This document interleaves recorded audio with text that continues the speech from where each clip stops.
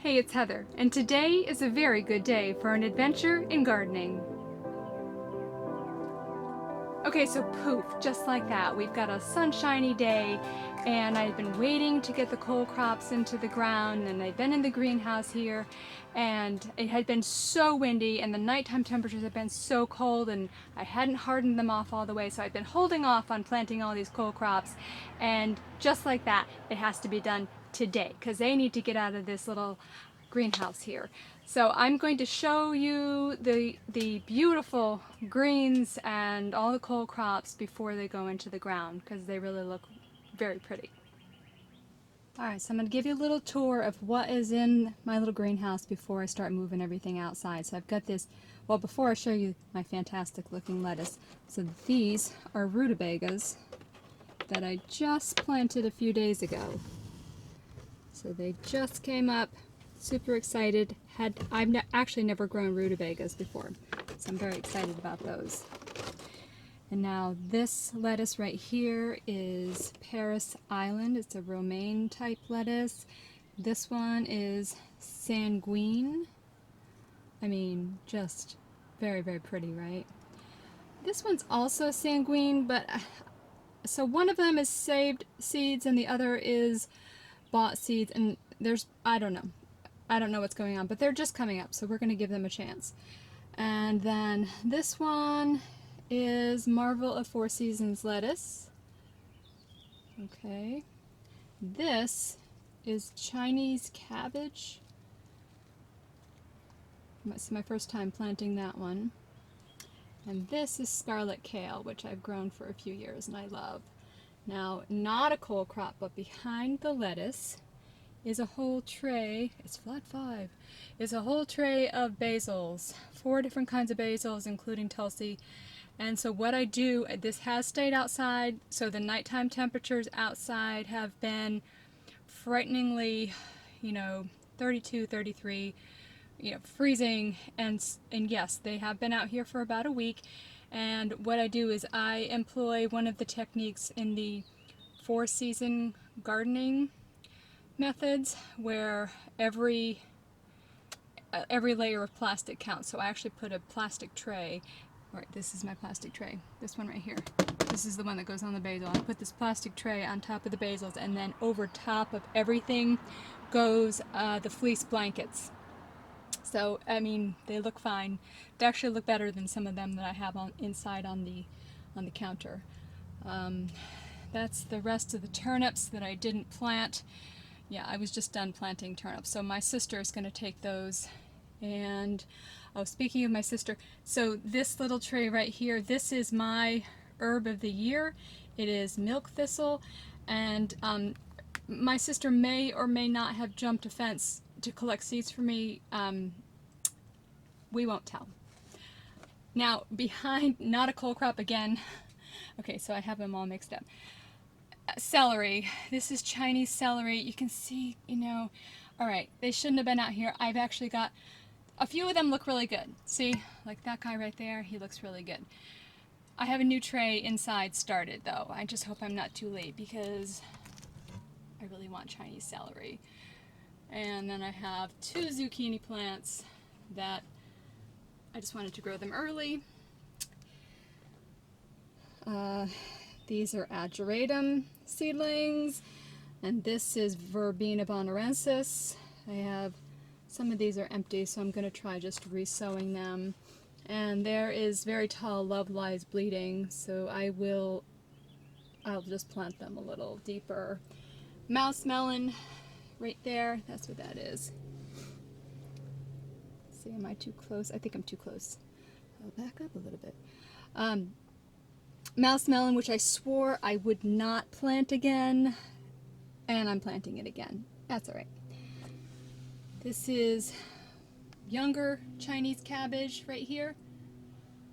And these are, what are these? Oh, arugula. These are arugula.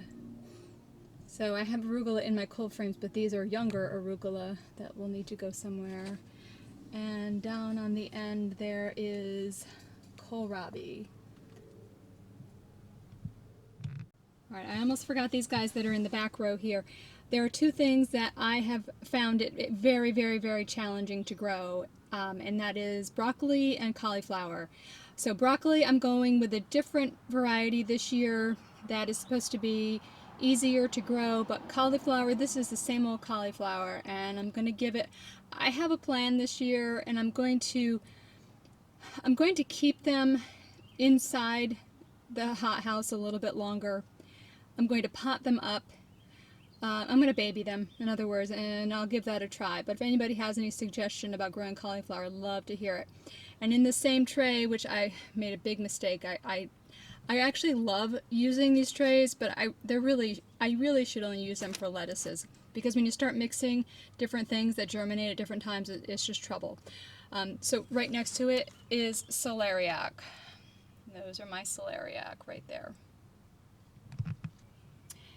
Here are some slightly more mature scarlet kale, and then this variety, I'll flash the name up of this, or a picture of the seed packet. My sister gave me that one. And this is the broccoli right here. This is broccoli, and then this is slightly younger broccoli. These are albino beets. I got these from Baker's Creek. I'll be planting those today. And I've got all of these ornamental sweet peas that they're actually starting to twine, so they need to go as well. And then way in the back here, we're just going to take maybe a little peek in. That's milkweed, a whole tray of milkweed to feed my little baby caterpillars. More sweet peas. These are the calendula. They look good, right? More different kinds of lettuce, escarole. So basically today I'm going to be planting the lettuces, the beets. Probably that's it. Oh, and the kales. I'm going to plant all the kales too. Under the benches out here in the greenhouse are all those tubs of dahlias, and they get water accidentally, and you can see right down there, that's what we're supposed to be doing out here. There's all kinds of little tips. So there's a whole bunch of trays here. I haven't inspected all of them yet, and then there's some on the other side, some way in the back. Hello back there. But if you didn't get a chance, watch that video of dahlias. There's some gorgeous pictures of dahlia flowers, but they're not getting planted today. They're staying inside for quite a while longer, but they look good.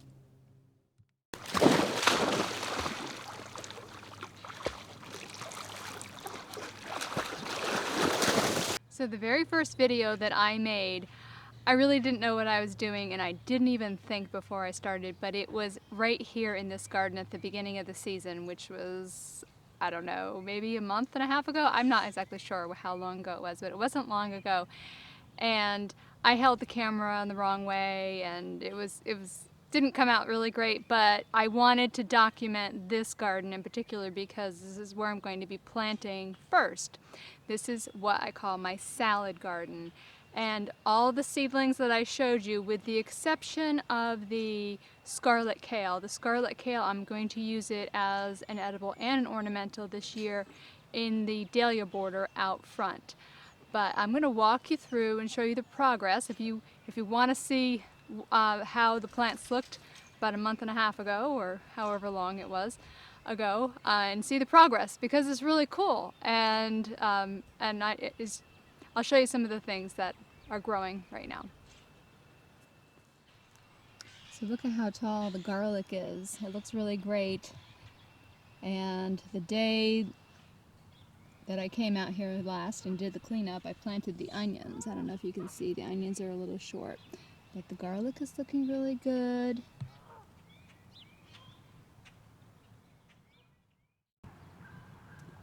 Here's one row of peas here, and you can see the little red and green mustard greens on the other side.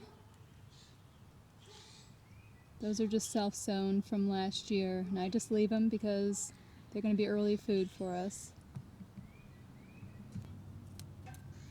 Some kale from a cutback and escarole to its left, and then a kale I did not cut back, but as you can see, it's going to grow anyway, so I have to cut that one back.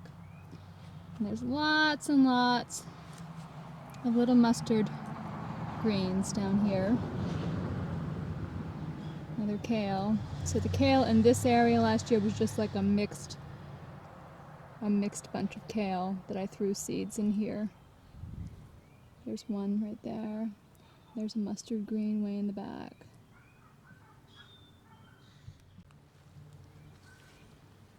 These are the scarlet kale. They look really good. They're just getting ready to flower. And I like to let them flower because it brings the pollinators to the garden early. It lets them know that there's going to be a source of food here for the season. More scarlet kale. And then here is the Bare Necessities kale, and I had said I had never seen it flower, and I'm so excited because they are all going to flower. Let's see. So I'll be able to save the seeds for this variety. I've been taking the kale leaves for salads. Daikon radish, I'm anticipating that there's going to be a seed head any day now on that one.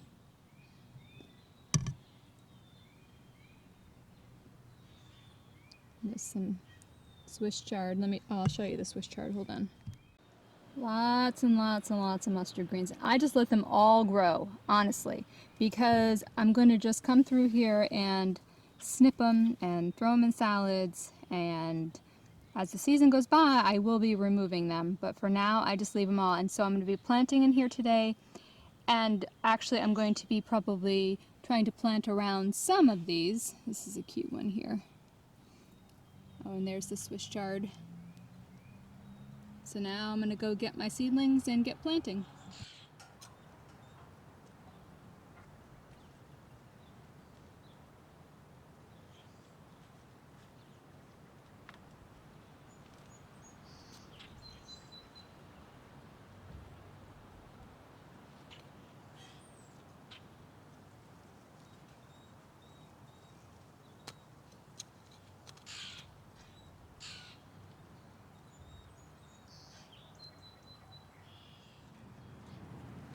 So this salad garden is definitely not a one and done planting. It's going to be changed over a lot during this season. Everything serves a purpose though. The plants from last year, these tall kales and the escaroles and the daikon radish, they're here for early snippings of the leaves to have as an early food, and they're also here to save the seeds from these plants because they're all starting to bloom right now. So they're for seed saving, they're for early eating, and they're also for flowers to have the pollinators and the good bugs to come in to fight the bad bugs early. So they will get ripped out, and I'm not letting every single one of them go to seed. I'm going to be ripping them out slowly, making room for all of the new plantings. Same thing goes with the mustards. As they start to get too big, I'm going to be ripping them out and making room for the new lettuces, the new greens, the new salad greens. There are no straight rows here. I've gone in between all of the things that were already here, and like the Marvel of Four season lettuce are all in a cluster here, the Chinese kale are over there, and the broccoli are way over there, just in clusters. And the Marvel of Four season has great staying power in the garden. It doesn't bolt as quickly as other lettuces do. And so it'll stay here probably the longest out of everything. The empty tray that I've planted from, I'm going to actually start a whole new tray of salad greens today. And I'll be doing that every single time until about July, when it gets really tough at that point.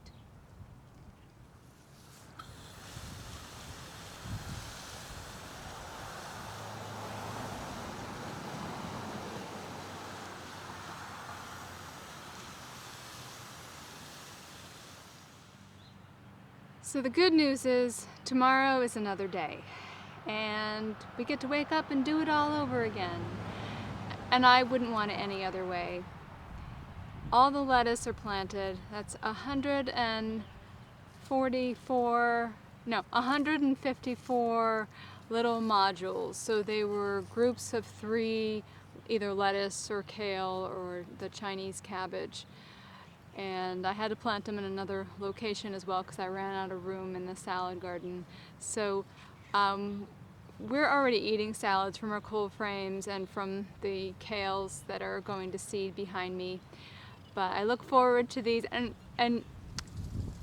all lettuce do not taste the same in different textures, and some are sweeter than others, and I just like to grow a lot of different kinds of lettuce, and plus they're so pretty.